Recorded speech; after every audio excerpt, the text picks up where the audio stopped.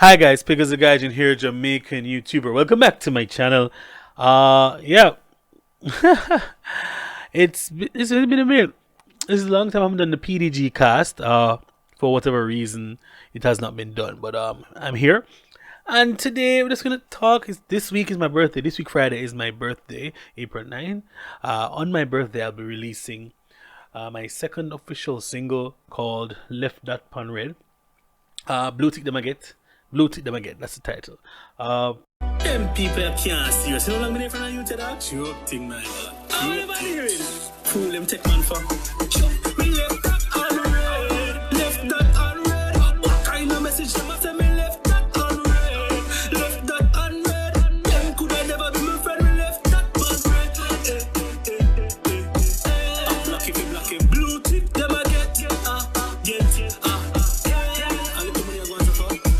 Someone know you when they want something. The process behind that song I explained on my live stream, but it was just basically something that happened in my life, and that happens to many persons who may have moved abroad or moved overseas, or even if you haven't heard from somebody in a very long time, and the first thing they ask you for is money. They didn't ask how you're doing, they just go straight to the point.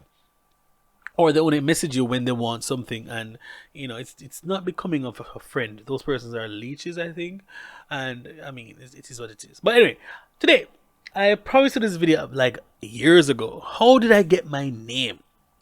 Not my government name, of course, but my nickname, Piggles. Now I have a friend that calls me Pickles, and I just name about the correct her, and that is what she calls me. How do I even where we start? So, for full disclosure, my last name is why I got my nickname. No, my last name is Cunningham. All right. So while I was growing up in prep school, or elementary school, as you guys call it, I used to play football. I was pretty good at football or soccer, and I used to wear a shirt. My father was a former sports manager, the manager for the team. And I well, I have so many nicknames. So based on what you call me or what you say about me, then or what name you use, I can tell in what part of my life you've met me or knew me from, which is kind of good and bad. But somebody calling me, yo Dunk, I know it's somebody from University of West Indies, UA, Preston Hall, more than likely. That was my hall name on campus, right? And if somebody says, yo Porky, that's probably like high school. Pigglesworth is more later on, like university work type vibe. My name went through a lot of changes. So I was in the cadet corps, cadet, or they would call it, what they call it in America, ROA, whatever the thing, ROTC in America, whatever that is, the cadets, right? And I was a recruit at the time, and the sergeant was walking past me while I was standing at ease, and I was looking down. And he said, "What's wrong with you, man? Are you a pig?" I'm like, "No. All the pigs look down. Keep looking up. What's your name, man?" I said, "Recruit Cunningham, sir." I said, "Oh, so you're a pig there. You're a cunning pig." And there were a couple of snickers in the line. "Finish off." Did I give you something to laugh about? I said, "No, sir." So if you keep looking down, I'm going to call you Cunning Pig. And that name stuck from first form in cadet. Cunning Pig. Alright, and then they used to say, because Cunningham, ham is from a pig, the meat from the pig is called pork, right? So they say, yo, cunning pork, and they call me cunning pork, cunning beef, cunning chicken, cunning, they didn't say cunning fish, because fish has a different connotation in Jamaica. You're not gonna do that. Never that. So after that, my name from first to second form kept evolving in different iterations of cunning pork. And cunning pork is a bit long, so when I was in about fourth form, Shaggy had just did a song. It wasn't me. The girls would say Porky, for short, and I was cute and it was hot and whatever. Fine. Anyway, there was a song called "It Wasn't Me" by Shaggy. I started to sing that song. I learned the lyrics to the Rick Rock part, and I could really, like in high school, I was really a very good singer. I think, I thought at least had a nice little tone there, high pitched voice, but you know what I mean. So it was alright, honey gave me that you call me red and then see me when I got next door, and I was singing that "It Wasn't Me." Something on the counter. Boom. Yow.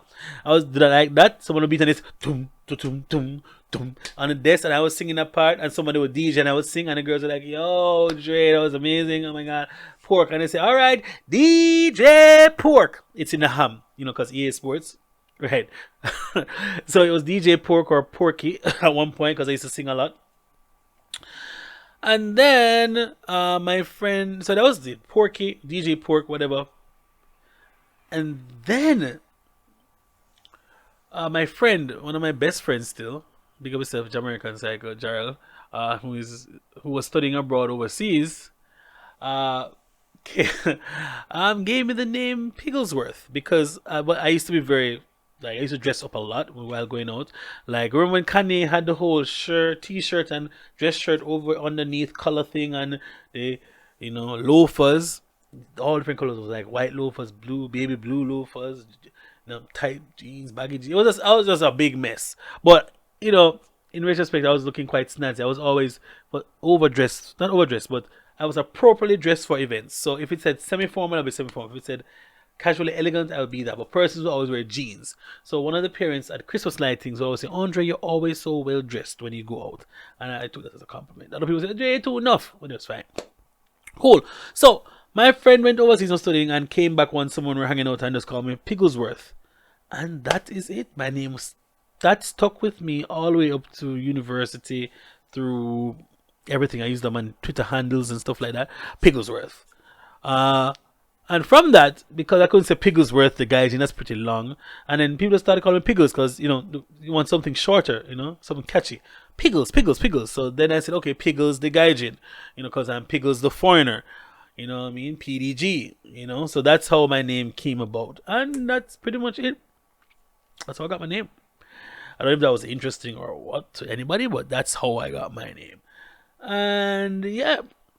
And then, of course, for my singing, during university, I thought, so everybody thought I'd get a name related to pig, but I got a name called that wasn't related at all. And they called me Dunk. And the reason was, I won't tell you the reason.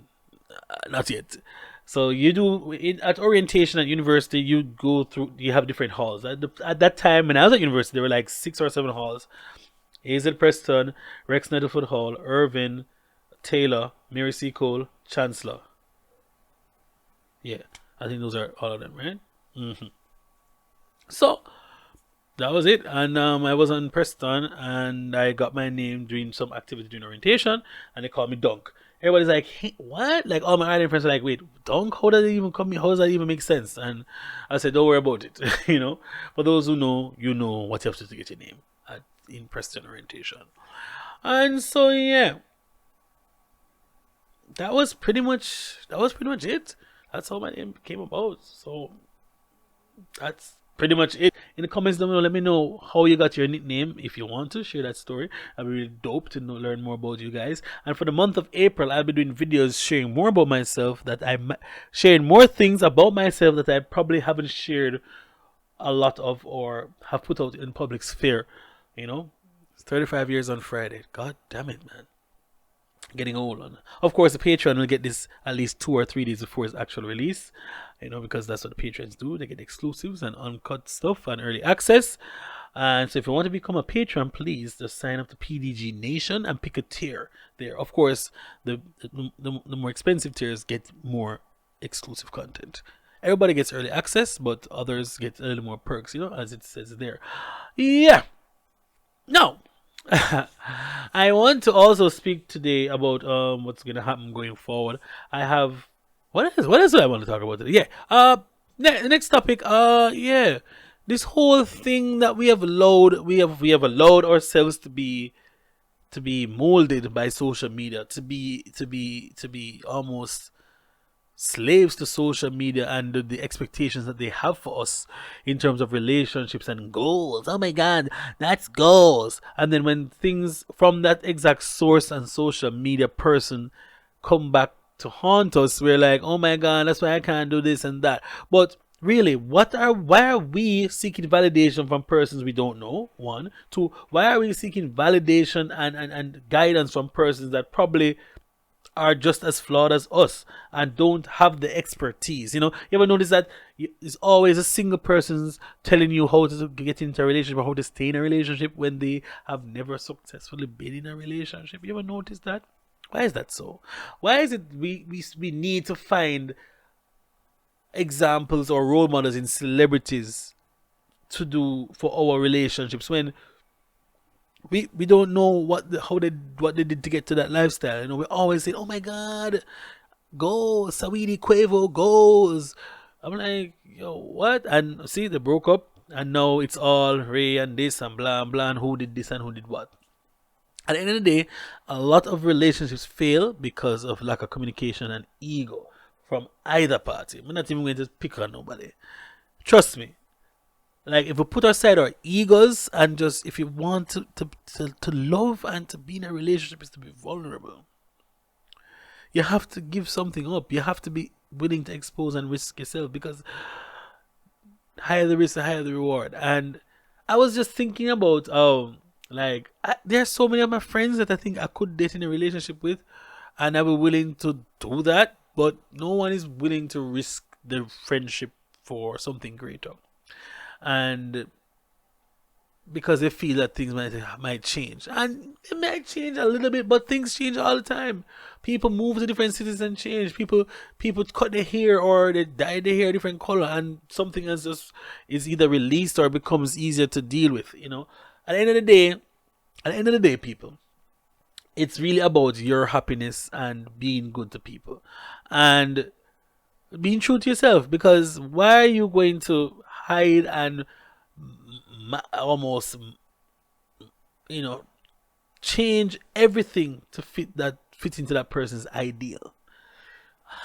We do that a lot. We need to stop doing that, because at the end of the day, the real self, actually, after suppressing for so long, it has to come back out. If you push down something that's is meant to be out of the water, eventually it's gonna come out, or the water running dry up or whatever. I don't know. I was trying to find some metaphor there not working out. But the fact of the matter is, we must not have lofty expectations of persons we don't know. We shouldn't. You know what I mean? For me, my example for relationships, I would put with my mother and father. They have been married for 37 years. And I've seen them in good times and bad times. I've seen them, have arguments and disagreements. But at the end of the day, they come back together and they work and they keep working on the relationship. And nowadays, I don't think people are willing to work anymore. They want quick fixes, or persons are not willing to fight for their marriage or their relationship for whatever reason. I'm not putting blame on anybody. I'm just looking at what I'm seeing around me, and it's not going to be easy, And of course, there are a lot of things, little things that add up cumulatively and cause things to boom, explode. But if you talk and tackle, yeah, that's a new word. I'm coined that. If you talk and tackle these issues early enough, and you work together, if you see something that is feasible, if there are issues that are diametrically, if you're diametrically opposed in some issues that are fundamental to you, those things that are non-negotiable to you, then obviously you shouldn't have been in a relationship in the first place. Like something as simple, not simple, but something as wanting kids or not wanting kids. That's not something you can talk about after you get married. You kind of say, "Oh, well, I'm thinking about having kids. I don't really think I want kids." And then when you get into the situation and get married and commit all the time and effort, one doesn't want, or one does and one wants, and then that's going to be an issue. What's the point? It's best that we talk and be open about our intentions and what we want, and be deliberate in our actions and our movements. Can't leave everything up to fate. So at the end of the day, we do what we have to do. You know what I mean? And in this background, Japan being the background of my life right now, my dating and stuff, I'm not really dating anybody. There are people that I like, and I'm trying not to overcommit myself, because let me tell you, I'm an Aries. I fall in love quickly, strongly, passionately. I don't need 10 weeks. I can tell if I'm really into you after 2-3 weeks, because of time we spend together and the vibe I get and how we feel and certain things. But everybody is so concerned about what other people think and not being concerned with what the person that they care about thinks. That's the last thing on their mind. Image. It's all about the image. That's what people care about more than anything else. The image and how things look, how it's perceived. you know.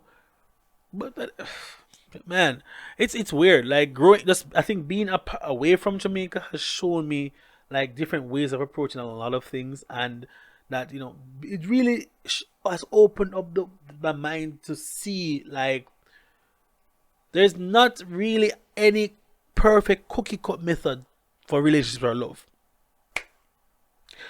Some things work for some. What works for you might not work for me, and that's the truth.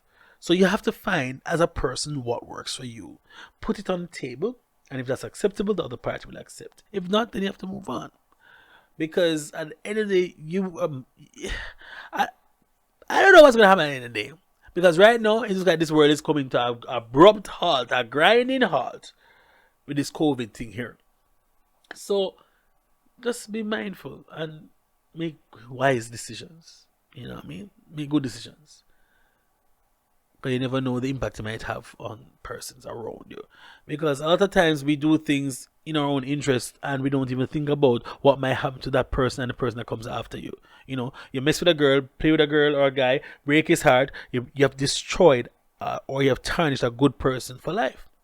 So the next person that deserved that good person is going to get a broken vessel or some baggage that they wouldn't have to deal with if you just didn't mess around with people in the first place. You understand what I'm saying? Let me know if you agree with me. Let me know in the comments down below, and I'll see you in the next video. Piggles, the guy, Jamaican YouTuber. You keep a show. Me done.